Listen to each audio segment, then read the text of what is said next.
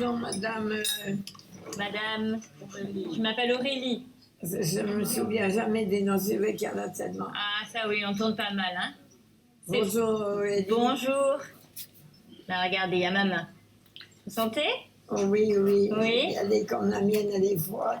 Main froide, cœur chaud. Ça me rappelle mon père, il nous disait ça quand il nous envoyait un peu jeunes dans le champ. C'est beau, hein? Ah, des beaux souvenirs.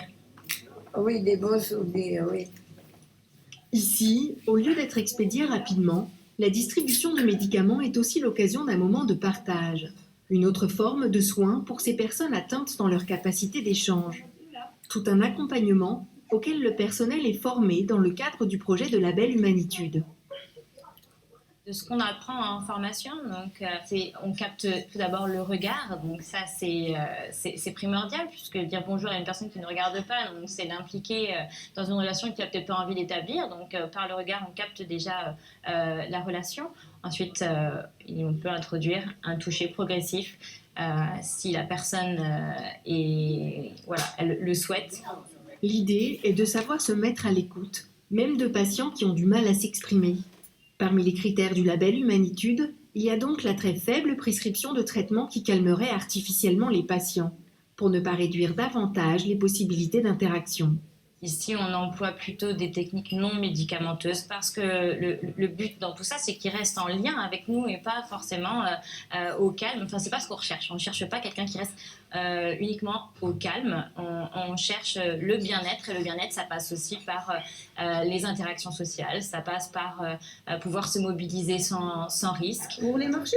Ou on l'a fait marcher avec vous? Au cœur du label Humanitude, il y a l'idée que rester vivant, c'est rester debout le plus longtemps possible. L'objectif est adapté aux capacités de chacun, mais une chose est sûre, pas question ici de gagner du temps en poussant les patients dans un fauteuil, ce qui suppose d'avoir assez de personnel pour ne pas être obligé de recourir aux mesures expéditives. Dans certains établissements, il y a trop peu de personnel, mais vraiment trop peu, ce qui fait qu'ils n'en sortent jamais, parce que du coup, ils voient bien que le travail qu'ils réalisent auprès des personnes âgées n'est pas bon, du coup les personnes âgées ne sont pas contentes, les familles non plus, du coup ça augmente la pression sur les salariés et ils ne s'en sortent pas. À l'inverse, il y a des établissements qui réussissent à être dans des cercles vertueux, c'est-à-dire que mieux on travaille auprès des personnes âgées et mieux les personnes âgées se portent, plus les familles sont contentes et plus les personnels vont bien. Avancez encore un peu. Avancez. D'ailleurs, l'obtention du label repose aussi sur le bien-être des soignants, évalués notamment à partir des arrêts maladie. C'est tout un ensemble qui permet d'apaiser les patients fragilisés par la maladie d'Alzheimer, comme la mère de Monique. Il n'y avait plus d'autres solutions, moi je ne pouvais plus. Une fois, elle voulait sauter du balcon, je fermais à clé pour pas qu'elle s'en aille. Et là, c'était très dur. Tandis qu'ici, tout se passe très bien. Elle est bien, elle est beaucoup plus calme. Pour consolider ce calme, l'équipe soignante a même partagé les grandes clés de la formation Humanitude avec les familles qui le souhaitaient.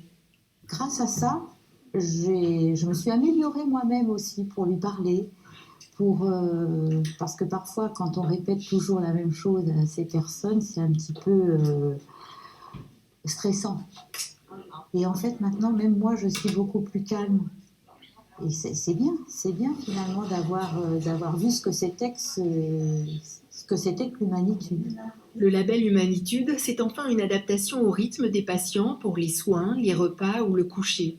Et comme la fin de journée fait partie des moments où le stress peut augmenter, une animatrice thérapeutique vient en renfort. Vous avez envie de bouger? Hein? On se relève. Ce soir, il est inquiet, il est agité, donc on ne va pas le mettre au lit, histoire de le mettre au lit. Ça va être une souffrance pour lui. Il a besoin de déambuler, il a besoin on marche avec lui. Une chose est sûre, quel que soit le résultat de la labellisation en cours, les patients en bénéficient déjà. Voilà, pour aller plus loin, on va accueillir la journaliste auteure de ce reportage, Géraldine Zamanski. Bonjour Géraldine. Bonjour. Vous avez donc passé une journée dans cet établissement qui se forme et qui se transforme donc, pour obtenir ce label Humanitude. Ça existe depuis quand ce label?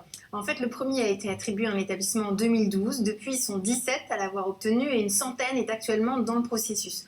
Tout ça repose sur 5 grands principes que vous allez voir. Le premier, c'est de surtout faire aucun soin en force, 100% de soins en douceur. Il s'agit aussi de maintenir le patient debout jusqu'au bout et surtout pas grabataire dans un lit, respecter son intimité et sa singularité, être ouvert sur l'extérieur, ça veut dire par exemple aux familles ou bénévoles, on n'a rien à cacher, et puis avoir évidemment un projet d'accompagnement personnalisé pour chacun. Tout ça, ça se met en place assez lentement. En fait, il faut 3 ans en général pour obtenir le label. Ça passe par plusieurs formations. Il ne faut pas croire que ça concerne seulement le personnel soignant. Pas du tout, en fait. Ça nécessite l'engagement de tout l'hôpital, la direction, le personnel administratif, l'entretien, la restauration. Parce qu'en fait, ce que vous avez vu dans le reportage, ça nécessite une réorganisation très importante. Là, on a vu le soir, par exemple, très matériellement, il faut une personne pour accompagner avec compétence les personnes qui souhaitent se coucher seulement à 23 heures. Moi, je vous laisse imaginer ce que ça peut représenter le matin pour les toilettes et le petit-déj. Donc on imagine bien qu'effectivement cette mise en place est longue. Par contre, j'imagine que pour les patients, une fois qu'on est un peu plus empathique avec eux, ils rayonnent assez rapidement. Il y a vraiment des effets qui sont incroyablement rapides. Dès les premiers jours de la formation qui a en fait lieu au sein même des unités, on constate une diminution des troubles du comportement de plus de 80%. Résultat, par exemple, pour une aide-soignante, il y avait des matinées qui pouvaient être entièrement plombées par une toilette très difficile, ça disparaît. Tout le monde va mieux en fait. Et on évoquait le cas donc, des arrêts maladie et des accidents du travail. Tous les établissements labellisés constatent une diminution. En fait, alors qu'il faut savoir que ce secteur, il détient le record absolu, toute catégorie dans ce domaine, devant les travaux publics, alors qu'on imagine que c'est quand même plus dangereux. Pour le personnel soignant, en nombre d'arrêts maladie et d'accidents du travail. Et donc, en fait, grâce au label Humanitude, les établissements sortent de ce cercle vicieux où on a un travail difficile qui entraîne plus d'absence, qui du coup entraîne une charge de travail encore plus dure pour ceux qui restent et des difficultés de recrutement chroniques. Et juste une petite précision, ce n'est pas les troubles du comportement qui diminuent de 80%, mais ça diminue chez 80% des patients. Donc oui.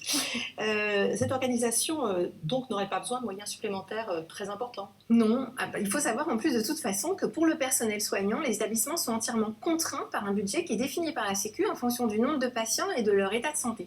Donc ça, Romain Guizone de l'association des présidents d'établissement m'a bien dit, impossible d'avoir la moindre marge de manœuvre en embauchant plus d'aides-soignantes par exemple. En revanche, ils peuvent moduler sur d'autres personnels d'accompagnement comme des animateurs qu'on a vus le soir. Alors avec quel budget, vous allez me dire de nouveau? En fait, c'est grâce aux économies qu'apporte le label Humanitude. C'est incroyable, mais c'est très concret. Par exemple, pour les escars, le label exige que chaque patient soit au moins levé 20 minutes par jour. Ça fait disparaître tous les coûts matériels liés aux escars qui peuvent s'élever jusqu'à 100 000 € par an.